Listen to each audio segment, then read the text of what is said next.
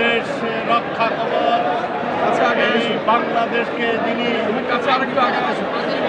ভারতের তাবেদার থেকে রক্ষা করেছেন, এদেশের স্বাধীনতার সার্বভৌমত্ব রক্ষা করেছেন, এদেশের কর্মসংস্থান করেছেন, এদেশের মানুষের জন্য কাজ করেছেন। এই অল্প বয়সী রাষ্ট্রপ্রধানকে দেশি এবং আন্তর্জাতিক সংক্রান্তে শহীদ করেছেন সেই কালুরঘাট থেকে, সেই চট্টগ্রাম থেকে। আল্লাহ শহীদ রাষ্ট্রপতি জিয়াউর রহমানকে ব্যস্ত নসিব করুন এবং তার উদ্দেশ্যে বেগম খালেদা জিয়াকে সুস্থ রাখুন।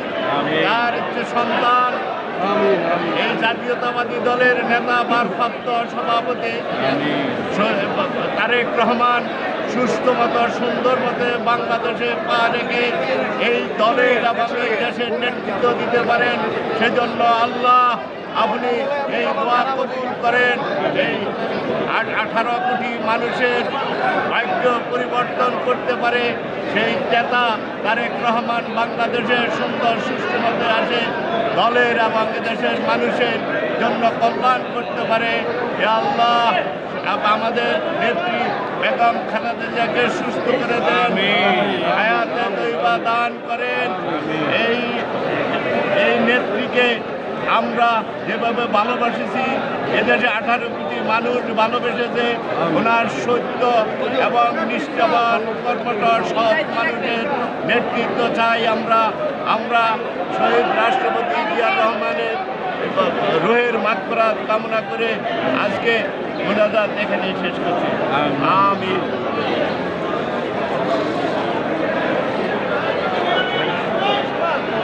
আমিন ধরেন, আমিন ধরেন, আমিন ধরেন। দেওয়া যাবে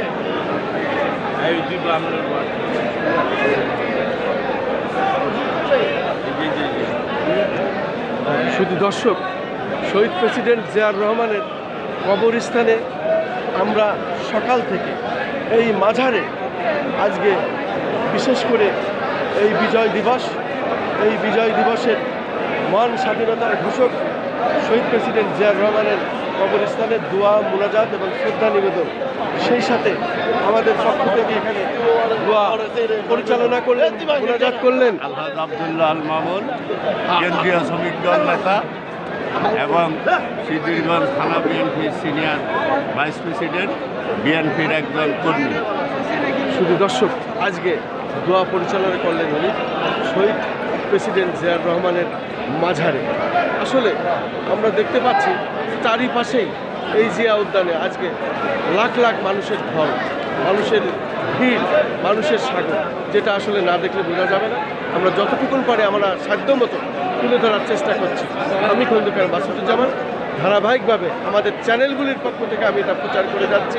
আমার 12টি ইউটিউব চ্যানেল, 2টি অনলাইন পোর্টাল এবং taranewsbd.com-এর আমি সম্পাদক ও প্রকাশক।